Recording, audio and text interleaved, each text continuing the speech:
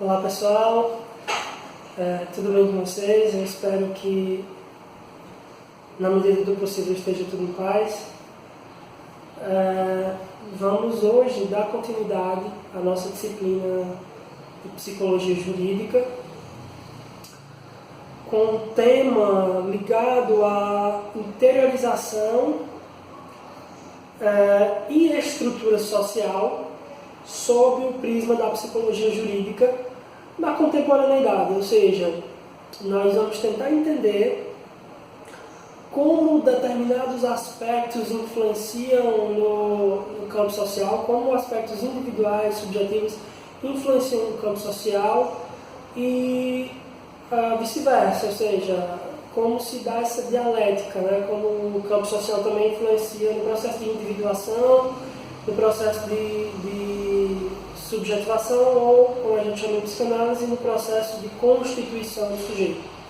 Isso é relevante para o campo jurídico na medida em que diversos processos implicam, né, todo processo jurídico ele não pode ser pensado de uma forma simplista.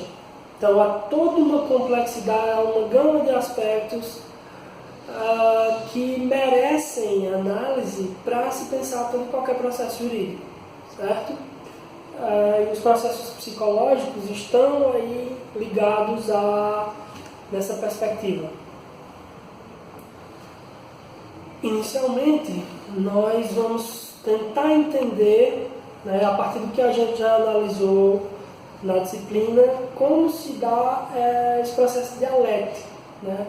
Dialética tem que ver com uma relação entre duas perspectivas. Nesse caso, as duas perspectivas são sujeito e sociedade.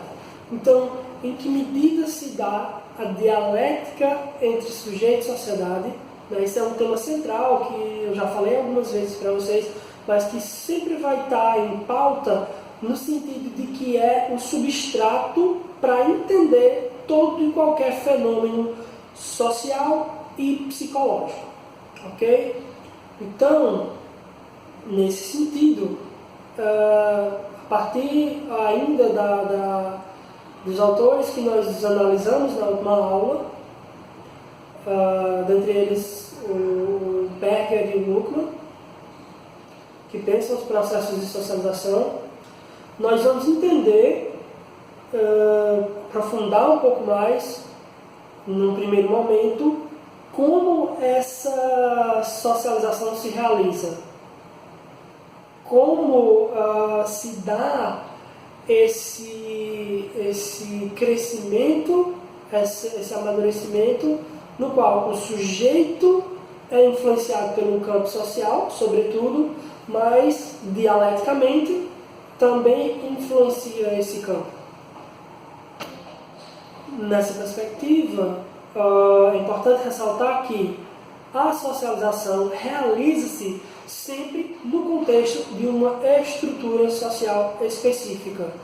Ou seja, o processo de socialização não é homogêneo.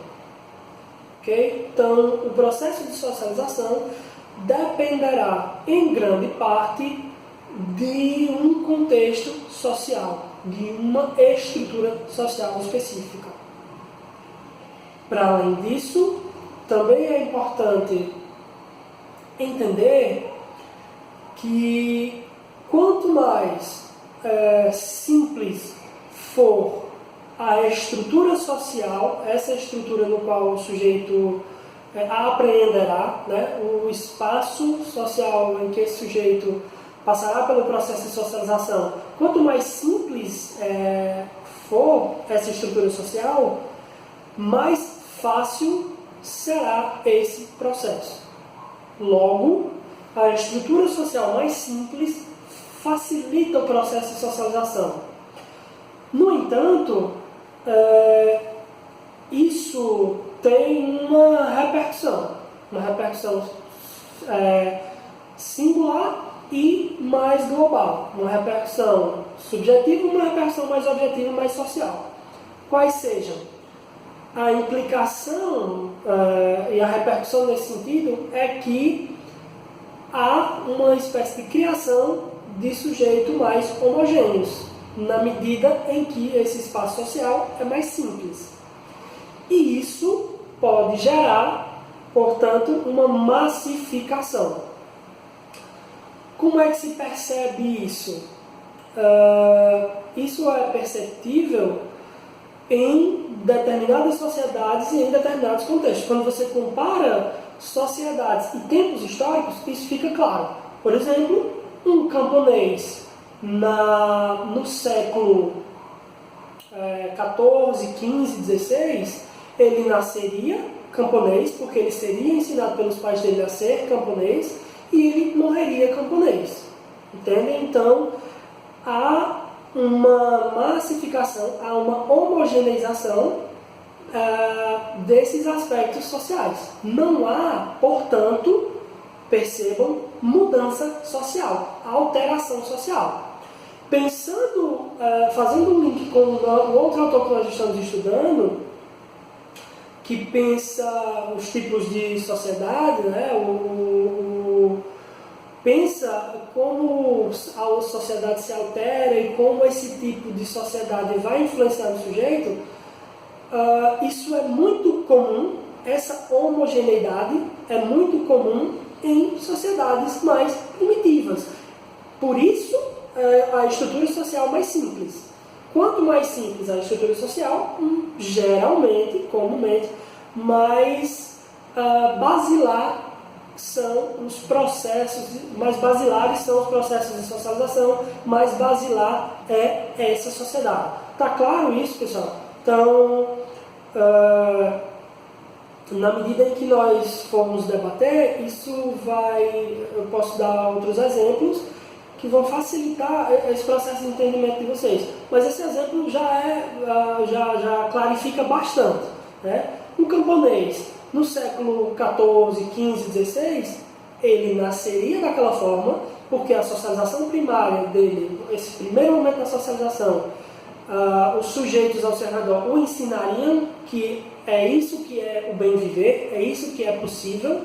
Então, ele nasceria dessa forma e a sua consciência não teria uma alteração muito grande até o final da sua vida.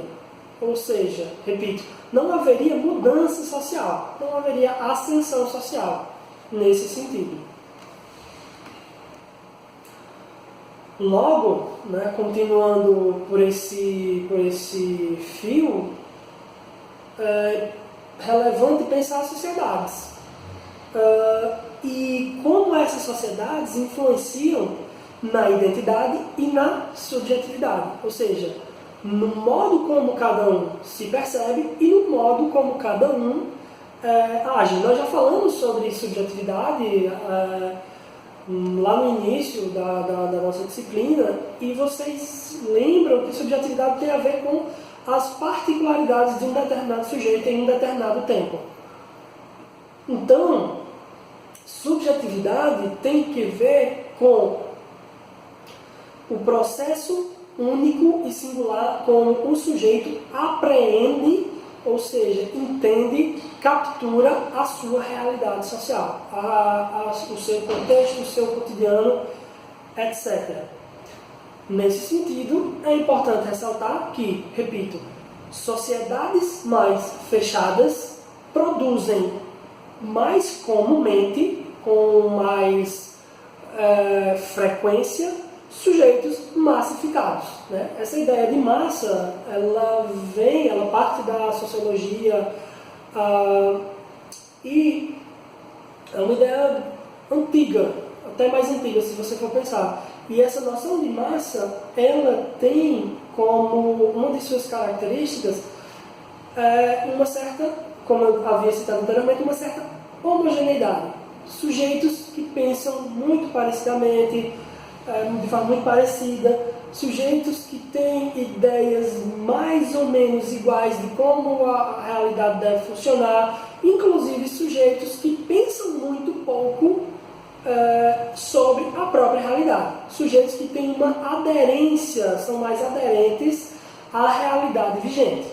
Percebe que esse sujeito que nasce, que lá no século XVI, XV, XIV, enfim, nasce camponês e que ele morre como camponês, em alguma medida ele não modificou muito a sua consciência e, consequentemente, não modificou tanto o processo social, lembrando que esse processo é dialético, certo? Então, para mudar a sociedade, o sujeito tem que mudar.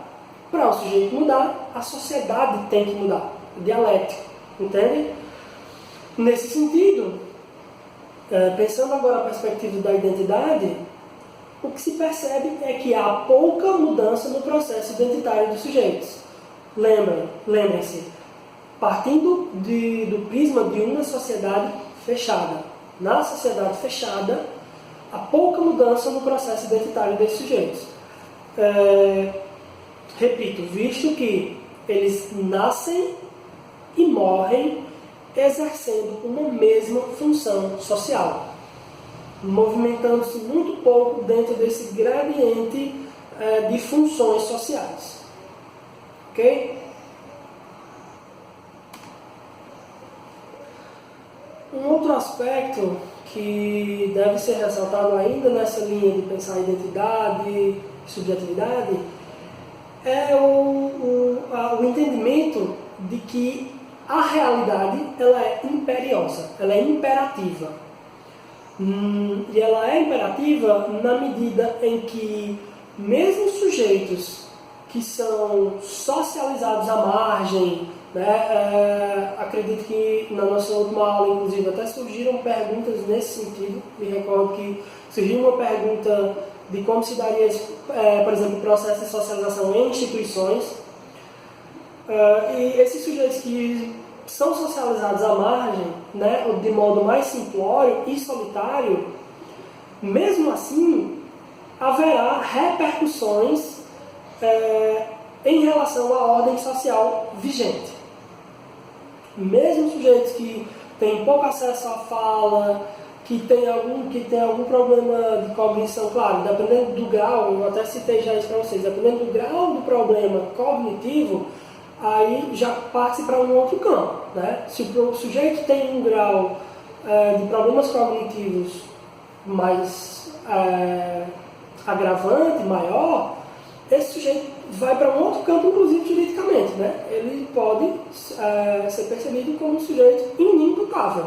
Não é possível imputar a ele um processo de responsabilização tão grande por uma atitude dele, tendo em vista que cognitivamente, por um ou outro motivo, ele não está nesse mesmo campo de consciência que a maioria dos sujeitos estão. Percebem? Para além disso, há uma questão central que precisa ser entendida, que a sociedade ou as sociedades, elas singularizam-se nos sujeitos. Ou seja, o processo de subjetivação nada mais é do que o sujeito aprender, absorver toda uma lógica dos parâmetros sociais basilares, comumente chamados de tabus, certo? Uma das primeiras coisas que nós somos ensinados são os tabus. Freud falava de alguns tabus muito interessantes, como o tabu ligado ao parricídio, né? A matar o pai, como eu falei para vocês que ele citava lá no mito do pai da orla. O tabu ligado ao incesto também é um tabu central na nossa sociedade. E esses tabus, enquanto normas sociais, enquanto regras sociais, eles sempre serão absolutos para o próprio sujeito. Ou seja, na medida em que isso, inclusive, é um parâmetro para entender se o processo de socialização foi eficaz ou não. Na medida em que esse sujeito ele adere a esses padrões, isso implica dizer, claro, não há um processo de socialização total, ninguém é totalmente socializado, ninguém se torna totalmente aderente ao campo social, mas podem existir processos de êxito, processos exitosos e processos de falha diante dessa perspectiva de socialização. Por exemplo, sujeitos que neles o afeto é desvinculado da razão, no caso de sujeitos perversos, né, vocês conhecem provavelmente casos famosos,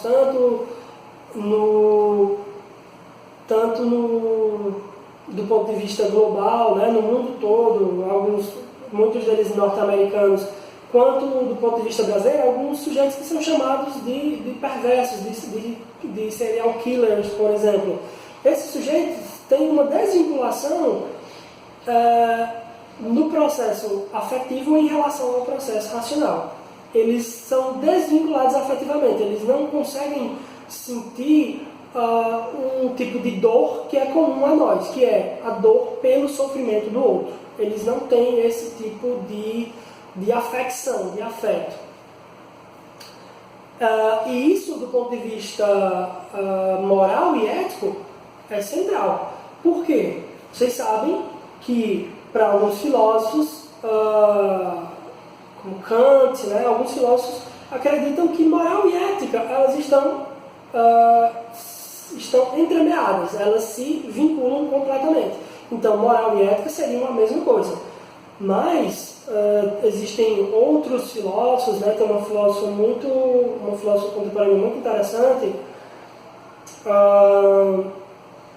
que é a Hannah Arendt, né, filósofa já do século XX, que ela desvincula essa relação entre moral e ética. Percebam, nem sempre o que é moral é ético. Nem sempre o que é ético é moral.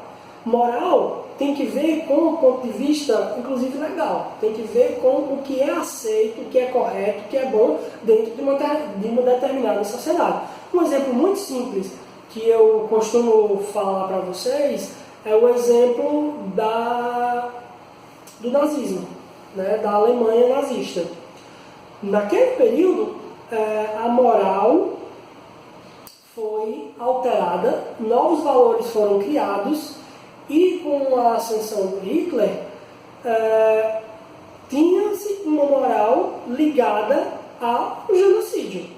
Uma moral que dizia que determinados sujeitos eram inferiores e que, portanto, por isso, para um bem maior, para o bem de uma sociedade evoluída, entre muitas aspas, e para o bem de um povo que era superior, essas pessoas específicas tinham que ser exterminadas. Isso era moral. Eticamente, será que isso era correto? Né? Do ponto de vista da ação, ethos, ação, é ético querer o mal-estar de alguém, ou destruir simbolicamente, financeiramente e assim, até do ponto de vista mortalmente, ferir mortalmente esses sujeitos? É ético fazê-lo simplesmente por partir de uma procedência diferente da minha? Né? Então, isso é uma questão central que muitos filósofos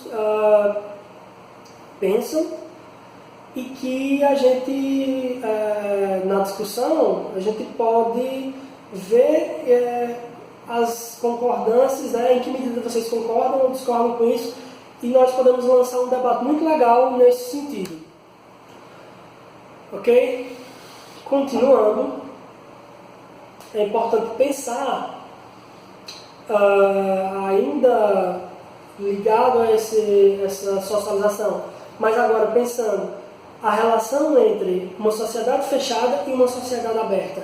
Qual a diferenciação da socialização numa sociedade fechada e numa sociedade aberta? Nós debatemos um pouco sobre sociedades fechadas e abertas na última aula, continuaremos esse debate hoje, e é importante entender como se formam os sujeitos, ou seja, como os sujeitos são socializados, são socializados num tipo de sociedade e no outro tipo de sociedade. Vamos lá. Na sociedade fechada, o processo de socialização, ele, como eu disse anteriormente, ele é mais homogêneo. Então, os sujeitos, eles mudam muito pouco o seu status social, o seu lugar social nesse tipo de sociedade, a partir desse processo de socialização. Enquanto que numa sociedade aberta, pelo processo de relação ser mais aberto, pelo processo dialógico, né, processo de diálogo ser mais aberto nesse tipo de sociedade, por se pensar que é importante que os sujeitos tenham autonomia nesse tipo de sociedade, o processo de socialização ele é mais exitoso. Tem uma socialização mais voltada para a subjetivação, para a subjetividade, ou seja, para a individualidade. Isso não quer dizer, né, é importante não confundir, não quer dizer que não haja coletivismo, que não haja coleguismo em sociedades abertas, mas que esse tipo de associação não deturpa a moral singular, ou seja, a ética que o sujeito e a responsabilidade que o sujeito terá, que o indivíduo terá perante a sua sociedade. Então, pessoal, a partir desse entendimento da socialização e da relação dessa socialização na sociedade fechada e na sociedade aberta, que dá para pensar o prisma dessa percepção dialética entre sujeito e sociedade. Porque a socialização é o elo entre essa perspectiva individual e essa perspectiva mais social. Nesse sentido, é importante ressaltar, sobretudo, o agente da socialização. Né? E qual é o agente da socialização primária? Eu já ressaltei isso para vocês. É a família. Nesse sentido, cabe aqui a nós fazer uma diferenciação entre a família na sociedade fechada e a família na sociedade aberta. Entendamos, família, é importante entender o conceito de família numa perspectiva mais ampla, no sentido de sujeitos que se configuram ou instituição que tem acesso a crianças, enfim, a infantes. Então a família é aquele primeiro núcleo social ao qual o infante, a criança, tem acesso. Então, é importante perceber a família na sua perspectiva mais ampla, né? Nas mais diversas configurações, nos mais diversos tipos. Então, nesse sentido, cabe essa diferenciação. A família na sociedade fechada em contraponto à família na sociedade aberta. Vamos falar então da família na sociedade fechada.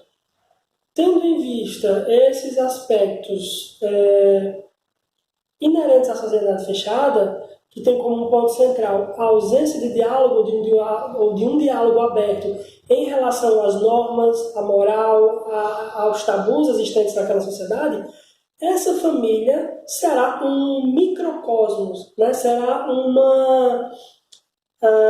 uma espécie de microsociedade, ou seja, ela irá reproduzir esses aspectos macro, né? Esses aspectos da sociedade mais ampla.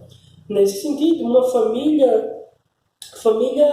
que configura a sociedade fechada, ela é uma família que dialoga pouco sobre determinados aspectos. Às vezes, inclusive, há um alheamento, uma alienação dos membros daquela família que, ali no processo de socialização primária, tem pouco acesso, por esse processo de alienação, tem pouco acesso a essa perspectiva crítica, a uma perspectiva, portanto, mais reflexiva frente à sociedade vigente, frente àquele momento e àquele espaço social que aquele sujeito está inserido. Pegando um exemplo que eu tinha usado anteriormente, a partir disso, a partir dessa conjuntura, que não há ou há muito pouca mudança social. Então, o sujeito nasce em uma determinada classe social, nasce tendo um espaço social, um lugar social específico, e ele morre nesse mesmo lugar social, ocupando a mesma função social que a sua família ocupou nesse processo de socialização primária. Então, para ficar claro, eu vou fazer um contraponto com a família na sociedade aberta. Na sociedade aberta, essa família tem mais diálogo. Então, há um diálogo maior, há mais autonomia dos sujeitos, há menos simbiose em relação às relações parentais, E, nesse sentido, é mais fácil de haver um processo crítico e reflexivo desse sujeito frente à sua sociedade, frente ao lugar social que ele está ocupando ali naquele espaço, naquela sociedade. Nesse sentido, o processo de socialização, fazendo esse contraponto, pode ser mais efetivo do ponto de vista de melhor mesmo, numa sociedade mais aberta. Mas o que acontece? Não é que na sociedade fechada o processo de socialização não seja efetivo. Pode até o ser, mas quanto mais efetivo for essa socialização na sociedade fechada, pior é para o sujeito. No sentido de que ele terá pouca autonomia, porque o que prevalecerá é a permanência do status quo. Então, aquele processo vivido ali nas relações parentais, ele será simplesmente copiado por esse sujeito. Não haverá reflexão nesse processo. Enquanto que na sociedade aberta, na família que se configura numa sociedade aberta, há uma dialógica maior, o diálogo é maior e, por conseguinte, há uma chance maior de haver uma produção social, de haver uma mudança social a partir do processo reflexivo. É importante entender essas questões, inclusive do ponto de vista jurídico, porque grande parte do repertório sociocultural que esses sujeitos vão desenvolver por toda a vida, né, do repertório comportamental deles também, se dará a partir dos padrões estabelecidos na socialização primária. Então, por exemplo, pensando a perspectiva criminológica, né, a perspectiva da criminologia, tem alguns fenômenos que são importantes ser ressaltados. Exemplo, do ponto de vista da perversão, né, sujeitos que são perversos, por exemplo, serial killers. Esses sujeitos, comumente, diversos estudos já mostram isso, esses sujeitos comumente tiveram um processo de socialização primária mais perturbador, mais difuso, mais dificultoso. Então, nesse sentido, isso alterou a personalidade deles, ou modelou essa personalidade, a um ponto em que há uma desvinculação do afeto frente à razão. Né? Então, vocês provavelmente conhecem diversas histórias de serial killers, né, de sujeitos perversos, tanto de outros países, é muito comum nos Estados Unidos, ou até mesmo no nosso país. Existem alguns e a gente vai falar um pouco mais sobre eles, especificamente nas aulas vindouras. Nesse sentido, uma questão central para ser entendida é a relevância desse processo de socialização, inclusive para pensar moral e ética. Né? Vocês sabem que alguns filósofos, Kant e alguns outros filósofos, pensam a moral relacionada à ética como se elas fossem complementares, ou como se elas partissem dos mesmos princípios, como se não houvesse diferenciação da realidade entre moral e ética. Alguns outros teóricos, né, inclusive tem uma filósofa muito interessante, já do século XX, que é a Hannah Arendt, ela pensa esses processos de